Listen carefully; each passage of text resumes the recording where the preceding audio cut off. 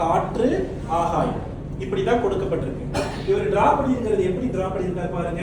நிலத்துக்கு வந்து சதுரம், நீருக்கு வந்து பிறை, சுவாதிஷ்டானத்துல இந்த குறியில் இருக்கும். அதே போல மணிப்பூரகத்துக்கு வந்து முக்கோணம், நெருப்பு. சரியா? காற்றுக்கு வந்து அநாகதம், சரவண பவன்.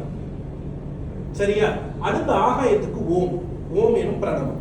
இப்ப இந்த பஞ்சபூதத்தோடைய குறியீடே இங்க சொல்லிட்டாரா? அப்புறம் தான் கண்டுபிடிச்ச ஓகே, இந்த முக்கோணம் அப்படின்றது மணிப்பூரகம் நெருப்பு குறியீடுடைய தன்மைன்றதுனால நம்ம முன்னோர்கள் முக்கோண வடிவில மாடம் வச்சு அதை விளக்கேற்றிருக்காங்க. எல்லா கோவில் கர்ப்ப கிரகத்திலையும் அந்த மாடத்துல முக்கோணம் நிறைய இருந்தது. தெப்ப திருவிழாக்கள்ல குளம் சுற்றி முக்கோண மாடங்கள் அதனாலதான் நிறைய அமைச்சாங்க. சோ கரெக்டா இருக்குது. இப்ப இந்த இடத்துல பாருங்க, இந்த இடத்துல வந்து இந்த ஸ்கொயர் ஏன் போட்டிருக்காரு நான் அப்படின்னா, இந்த முதல் அக்ஷரத்துல இது வந்து நிலம், நிலம், நீர், நெருப்பு, காற்று, ஆகாயம். அது அப்படியே அடுத்த அக்ஷரத்துல மாறுது. இதுல இன்னும் ஏதோ ஒண்ணு இருக்கு, அது ஏன் அப்படி எழுதிருக்காருன்னு பார்க்க தான் தெரியும். ஆனா நேத்து கண்டுபிடிச்சது நமக்கு இடம் அமையணும்னா சதுரம் செவ்வகமாக இருந்தா மட்டும்தான் நம்ம நிலபூதத்தை ஆக்டிவேட் பண்ண முடியும். அப்ப வீடு அப்படின்றது நிலபூதத்தினுடைய தன்மை தானே முழுக்க, ஆமாவா இல்லையா? நிலபூதம்னா யார்? மூலாதாரம். மூலாதாரம் அப்படின்றது நம்மளுடைய இந்திரியம், நம்மளுடைய இனப்பெருக்க இந்திரியங்கள். அதுதானே தலைமுறையை கொடுக்குது. ஒரு விதை போட்டா அதுதான் மரமாகுது, அது அடுத்த தலைமுறையா மாறுது. அப்ப விதை போடக்கூடிய இடமே நம்ம பெட்ரூம் தான். சோ இப்ப தென்மேற்கு நிலபூதம். அப்ப அதனாலதான் கட்டுல ஸ்கொயரா போடு, பீரோவை ஸ்கொயரா வையே.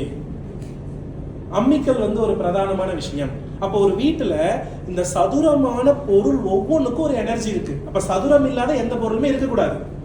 சதுரமா இருக்கிற எல்லா பொருளுமே நிறைய நாள் நீடிக்குது. Laptop, phone. மனிதனுடைய பயன்பாட்டுக்கு பூமியில சதுரத்தோடு இருக்கிற பொருளுக்கு தான் வேல்யூ அதிகம். இப்படி சொல்லிக்கிட்டே போறோம். இப்போ 10 வருஷத்துக்கு முன்னாடி போட்ட எந்திரத்தை நேத்து அந்த சக்கரத்தை பத்தி படிக்கும் பொழுது நமக்கு என்ன பண்ணுதுன்னா புரியுது. அதுல பாருங்க, வசி வசி வசி எல்லாம் எழுதியிருக்காங்க இல்லையா? இந்த வாசி அப்படின்னா ஒண்ணுமே கிடையாது. ஆக்சுவலி இந்த ஒளி தத்துவத்தை கண்ட்ரோல் பண்ற ஒரு வார்த்தை. இப்ப இந்த எந்திரத்தை பத்தின மீனிங் தெரிஞ்சாதான் இந்த எந்திரத்தை நமக்கு சாதகமா பயன்படுத்தி நம்ம வளர முடியும்.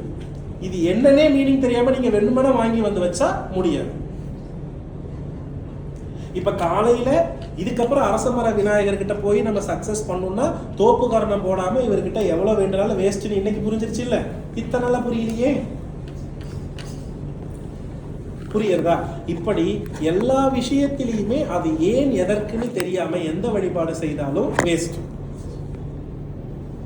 திருத்தணியில் உதித்தருணும் ஒருத்த மகன் படிக்கதான் தெரியும், அதுக்கு மீனிங் தெரியாம படிச்சு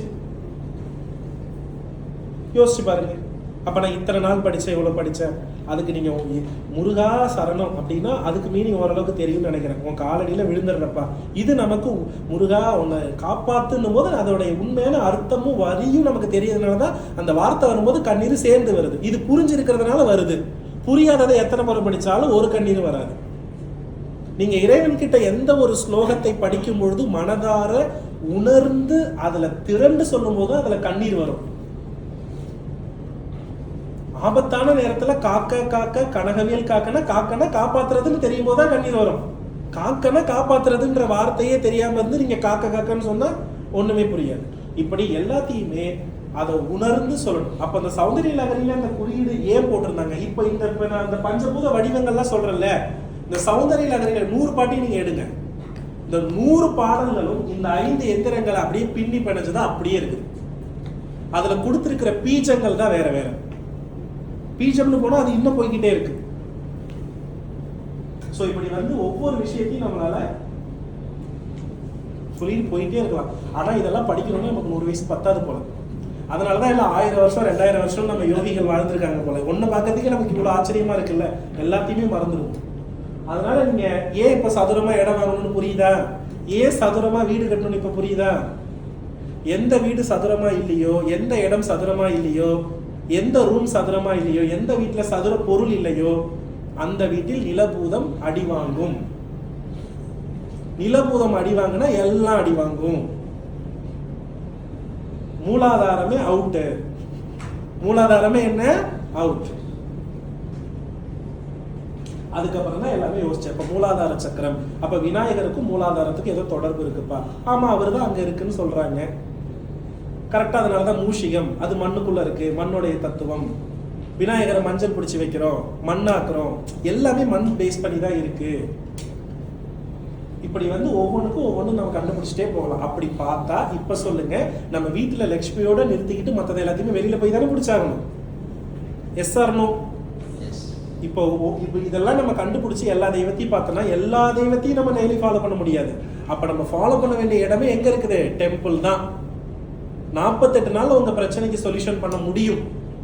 எப்பேற்பட்ட பிரச்சனையும் அந்த இடத்துக்கு போகணும், அவ்வளோதான். அப்போ ஒரு புதிய பிரச்சனை வரும்பொழுது அந்த பிரச்சனைக்குரிய கிரகம் என்ன, அந்த கிரகத்தினுடைய அதிதேவதை என்ன, அது எங்கே இருக்குது, அது எப்படி கரெக்டாக ஃபாலோ பண்ணணும்னு ஒரு 48 நாள் கரெக்டாக ஃபாலோ பண்ணால் நாம் நினச்சது நம்மளால் அடைய முடியும்.